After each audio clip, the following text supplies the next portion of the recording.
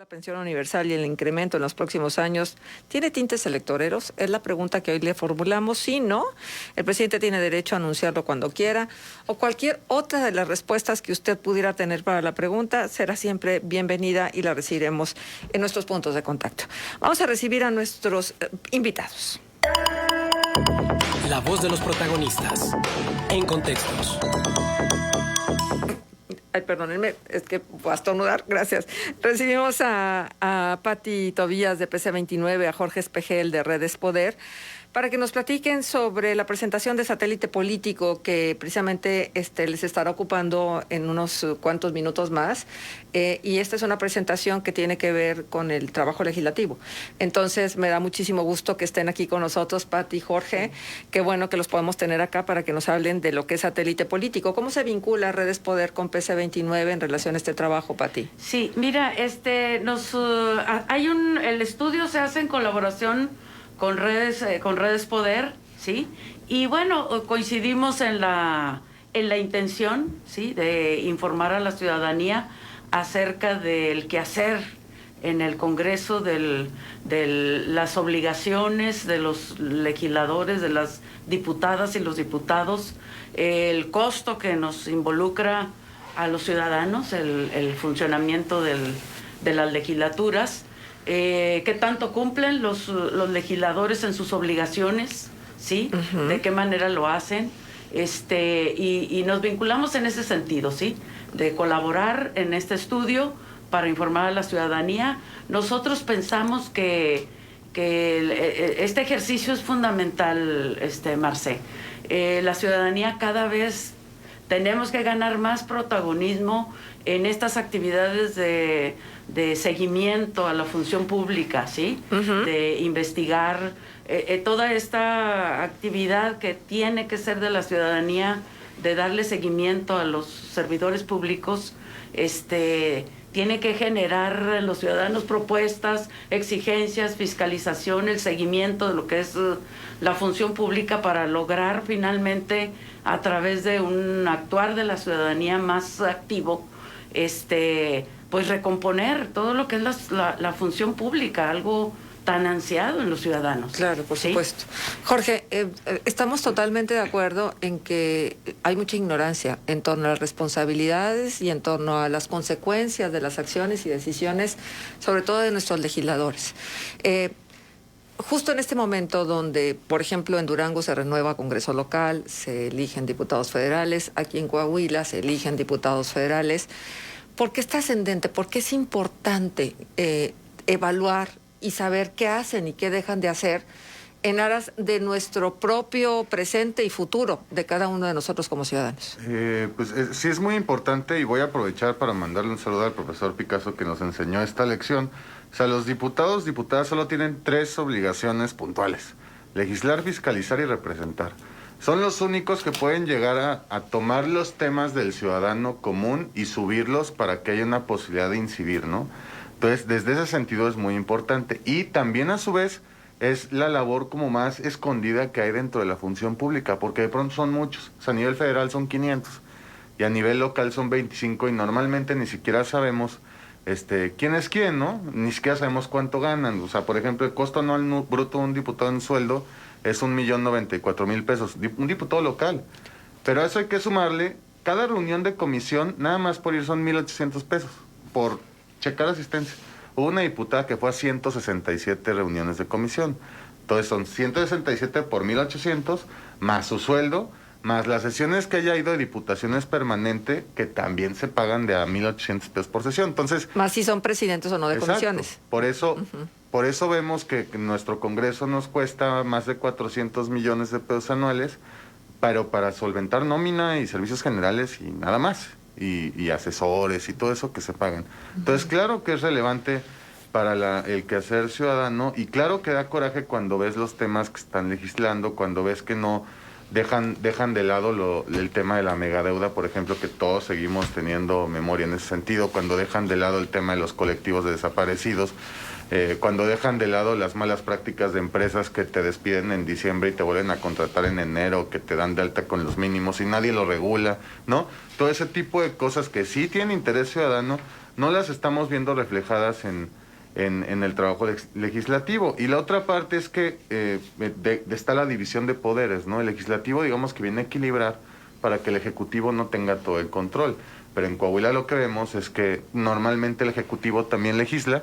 Lo vimos con Rubén Moreira, que es desde que iniciamos nosotros este estudio, que sí traía una aprobación del 90% más o menos, es decir, 9 de cada 10 iniciativas palomeadas, que era cuando el PRI era prácticamente todo el Congreso. Ahora que este Congreso estuvo mayoritariamente compuesto por oposición, de todas maneras el gobernador sigue legislando. Sí bajó un poco su aprobación, estoy hablando de que le aprobaron 15 a 24 propuestas que presentó el año pasado, pero aún así está legislando el gobernador. Entonces ya estamos viendo como un poder en donde, o una estructura gubernamental en donde no hay equilibrio, en donde se dice lo que mande diga el mandatario estatal, que también a lo mejor lo estamos viendo a nivel federal ahorita, pero en los estados es más obvio. O sea, un gobernador, creo yo, que tiene más poder que un presidente de la República. Ajá. ¿Quién sabe? Habrá que ponerlo sobre todo en determinados momentos, ¿no? Sobre todo cuando tiene mayorías, sí, claro, en el legislativo, que le da muchísimo más poder al presidente.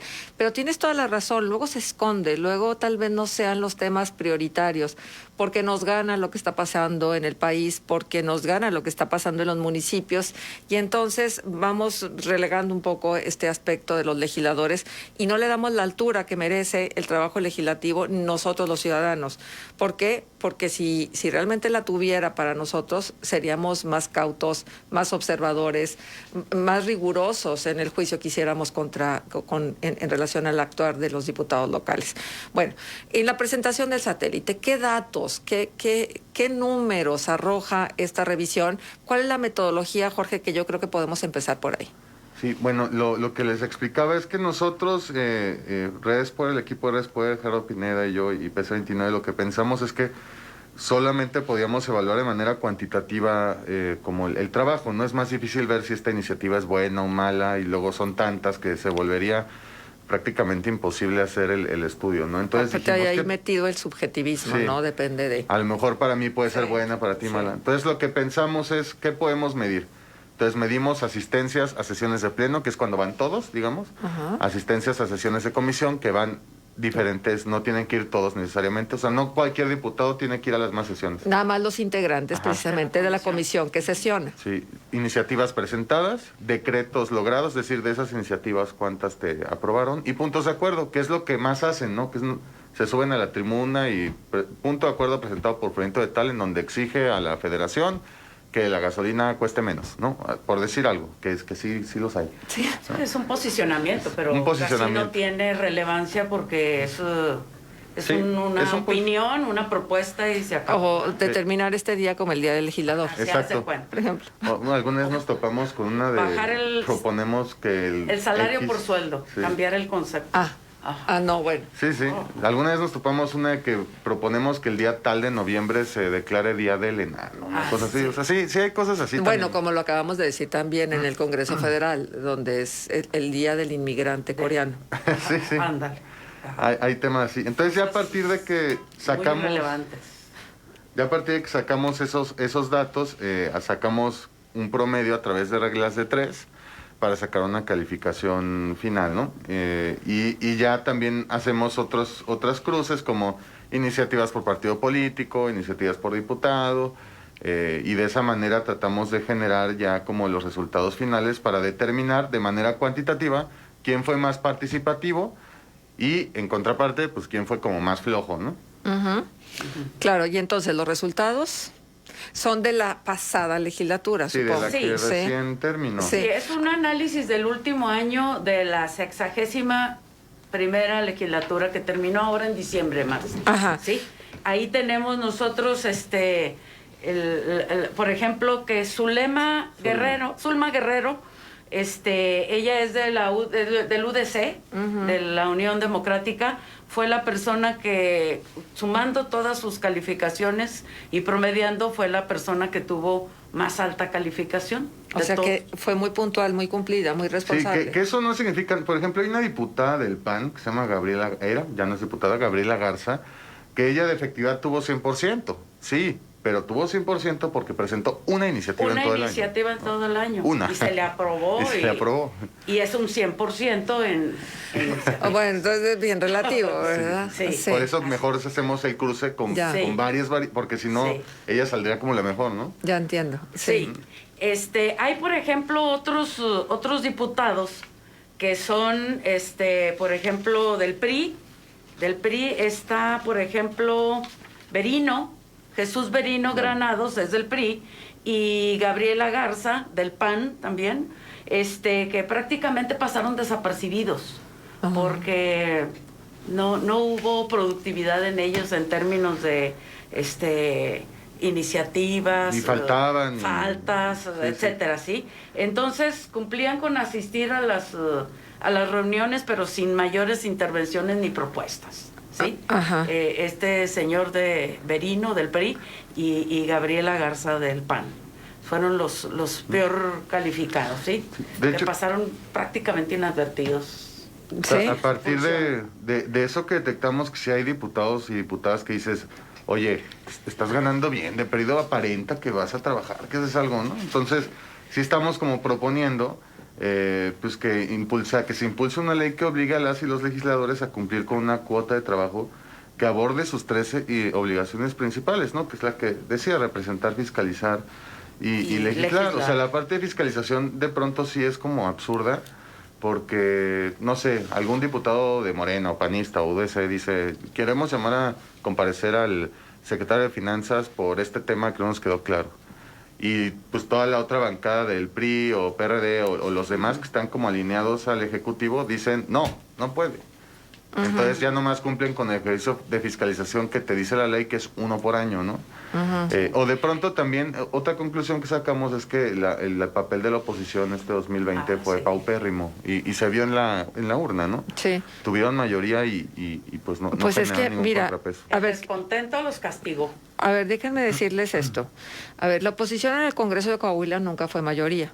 Algunos legisladores de color diferente al gobierno del Estado se entregaron para apoyar las iniciativas del gobernador, pero también para votar en contra de las iniciativas de aquellos asuntos que no quería tocar el gobierno del Estado.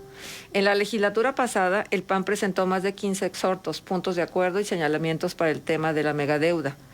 Nos dicen, ¿y los puntos de acuerdo y los exhortos, dónde los dejan? ¿Sí me pueden decir, por favor, cuántos puntos de acuerdo y cuántos exhortos metió Gabriela Garza? Sí, claro. Aquí también tenemos ese dato. Asistencias a comisión, asistencias a pleno, asistencias a comisión, más que puedo buscar. Ajá. Sí, sí, no. Pero sí, tampoco fue de no hay las que apuro. más, tampoco fue de la diputada que más puntos de acuerdo presentó, porque insisto, hacemos como el promedio de toda la labor que hacen, y por eso ya en promedio pues fue la... Es que, más baja. Jorge, Pati, para empezar, Aquí el ciudadano sabe lo que es una iniciativa, un exhorto y un punto de acuerdo. ¿Sabe hacer la diferencia entre esto que es parte del No, trabajo legislativo? Yo creo que no. Pero No tampoco, lo saben. no nos educan, o sea, también nosotros tenemos que estar averiguando, ¿no? ¿Qué Claro. hacen? Ajá. No nos dicen qué hacen. Porque Gabriela Garza Galván presentó 17 puntos de acuerdo, poco más. A veces los dividimos en decimales porque hay puntos de acuerdo que presentan entre 2 o entre 3 diputados. Entonces, ese 1 lo dividimos entre 3 o Ajá. entre 5, depende cuánto sean, ¿no?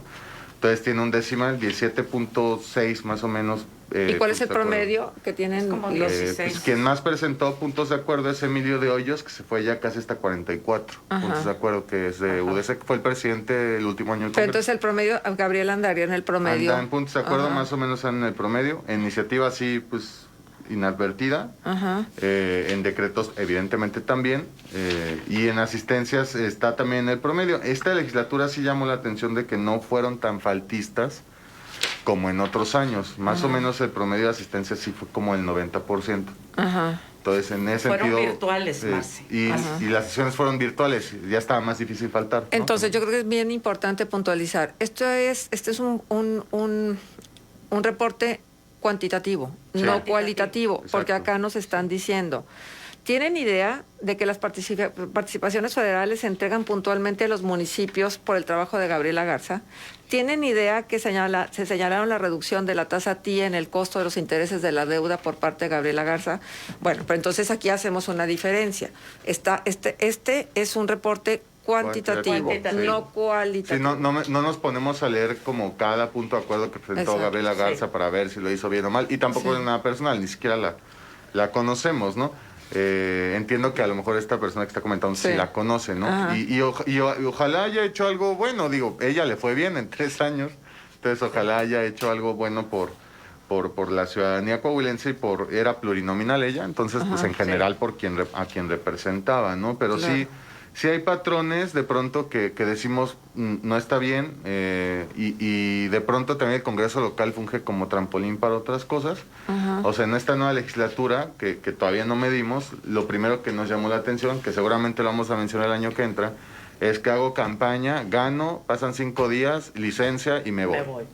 ¿No? Es una manera de no representar a tus votantes y de defraudarlos. Claro. Lo hicieron Una burla para una los diputada votantes. de UDC y un diputado del PRI que están buscando otro hueso, ¿no? Entonces, ese tipo de cosas también las hemos visto en el Congreso. En este año, raramente no hubo tanto chapulinazgo, solo Lucía Azucena Ramos luego se fue a la Secretaría de Turismo y entonces en su lugar María del Rosario Contreras. Salvo eso sí se quedaron todos, eso sí también llamó la atención. Normalmente el tercer año se van la mitad y... ¿no? Pati. Algo que pasó también dentro de las conclusiones que salen de este estudio, Marce, es a pesar de que los diputados sesionaron virtualmente a través con sesiones digitales, no hubo pues mucho gasto de ellos para desplazarse, traslados, transporte, gasolina, o sea, cualquier gasto que tú te pudieras imaginar por el asistir a su trabajo legislativo, pero sin embargo incrementaron en este último año en 44 millones el presupuesto que ya estaba aprobado para el año. ¿Y para qué? ¿Cómo lo Son desglosa? los salarios. La Para- Auditoría Superior del Estado informó que, y de hecho la observación fue como una irregularidad, Sí. porque la ley de disciplina financiera te dice que solo puede haber un aumento presupuestal de tanto porcentaje, que ahorita no recuerdo bien y se sobrepasaron ese porcentaje, y sí, ampliaron su presupuesto 44 millones de pesos, particularmente para el tema de sueldos, salarios Servicios y demás. personales, Servicios salarios, personales, que a veces prestaciones. ahí también meten pues asesorías y cosas así. ¿no? Era lo que les iba a preguntar. Mucho se ha hablado de lo que le cuesta al ciudadano estos equipos que se forman, porque el diputado pues es como Paquita de la del barrio, ¿verdad? Que dijo, bueno, yo sí voy a la candidatura, yo no voy a hacer nada porque aquí tengo a mi equipo que va a hacer todo y ellos son los que me van a decir qué tengo que hacer. ¿Eso es correcto? Porque alguien decía, es que no tienes por qué ser experto en todo, lo que tienes que hacer es asesorarte bien. Sí, Sí. yo estoy de acuerdo, o sea, sí se tienen que asesorar. Lo que no me gusta que hacen los diputados locales y los federales también es que se van por inercias. O sea, nos vamos por lo que opine el partido, no nos vamos por lo que yo considere que está bien o mal o que puede funcionar o no.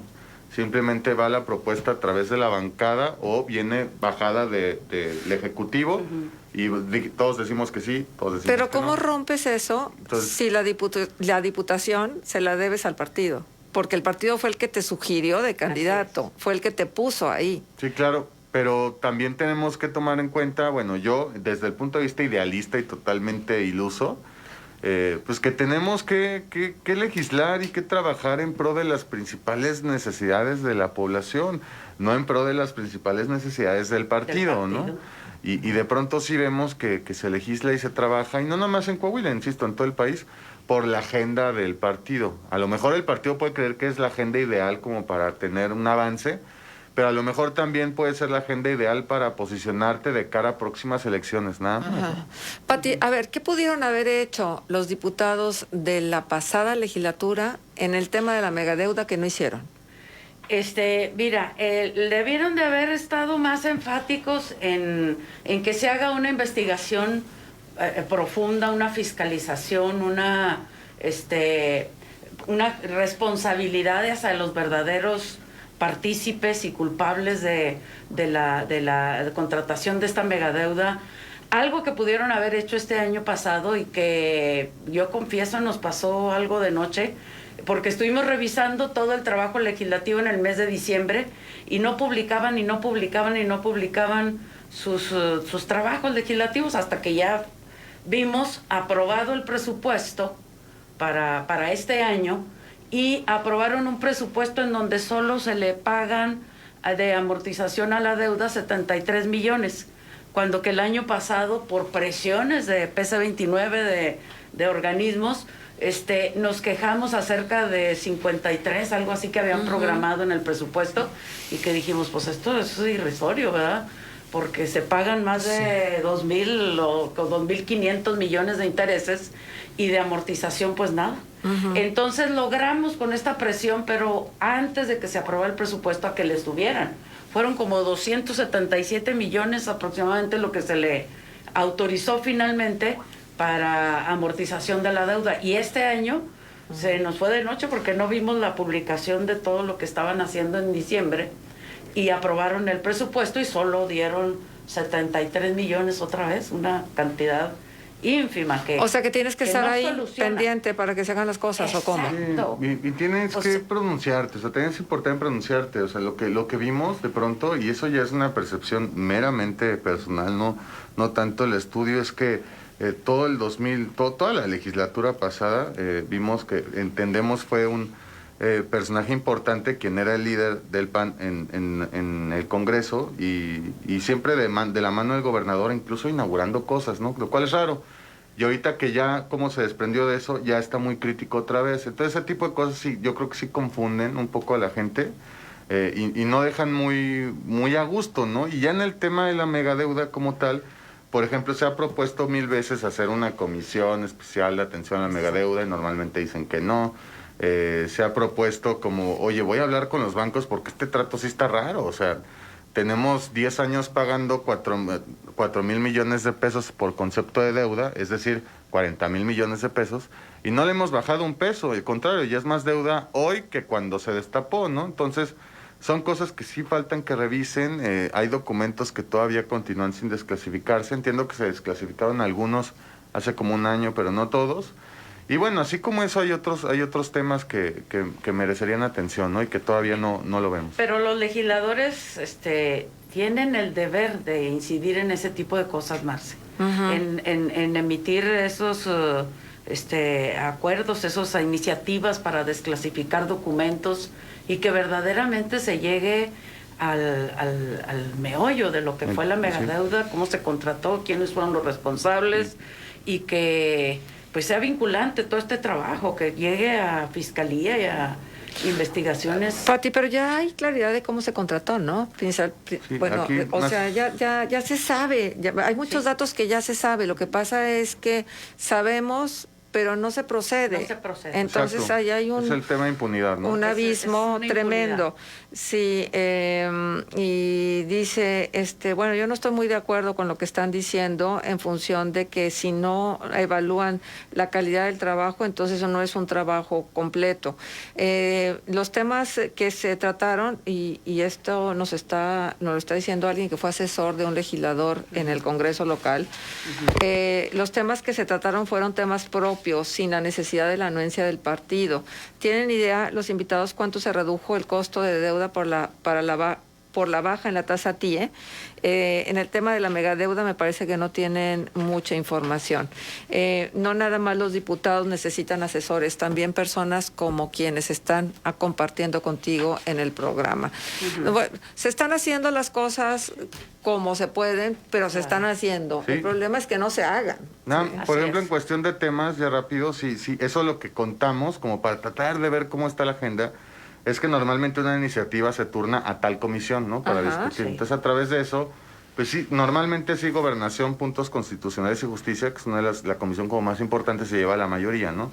En este caso se llevó poco más de 250 iniciativas, pero en segundo lugar, sí, los años que llevamos estudiando esto, pues salud, medio ambiente, recursos naturales y agua, sí fue segundo lugar por tema también, evidentemente, de la pandemia, lo cual, pues sí me hace sentido.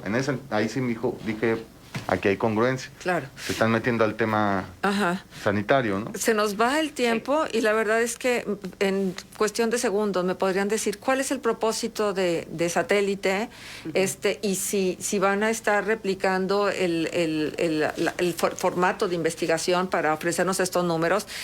Y una pregunta, ¿no llegan tarde? O sea, es como si el niño que reprobó en la clase, sí, lo evaluaran después de que reprobó, pero lo pasaron. Bueno, si quieres te contesto la Sí. segunda, y la segunda es no, o sea, consideramos, nosotros entendemos que por el tema de la emergencia sanitaria, de pronto era difícil pues, tratar de posicionar como una propuesta, ¿no? O un estudio, entonces decidimos esperar un poquito más a que estuviera un poco más, el ambiente más tranquilo, y antes de las campañas, pues, para tampoco interferir en eso, publicarlo, ¿no? Y ya la otra parte, Sí, bueno, nosotros creemos que la ciudadanía merece estar informada acerca de cómo se desempeñó la legislatura en su último año. El Congreso debe ser un vínculo estrecho entre la ciudadanía, ¿sí? Y el gobierno, ¿verdad? Y Bien. tiene que ser representada y estar enterado de todo lo que está sucediendo. Entonces, nuestra intención es esa. Perfecto. ¿Sí? Que la ciudadanía esté informada acerca del Bien. desempeño, el cumplimiento, cuál fue el trabajo. Hubo temas muy pobres, Claro. finanzas, seguridad. Ya nos iremos enterando Sí. conforme vayamos socializando Satélite. Sí. Muchísimas gracias, Jorge. Muchas gracias, Pati, por estar con nosotros. Sí. Felicidades Gracias. por el esfuerzo. Vamos a la pausa, regresamos enseguida. Contextos. El programa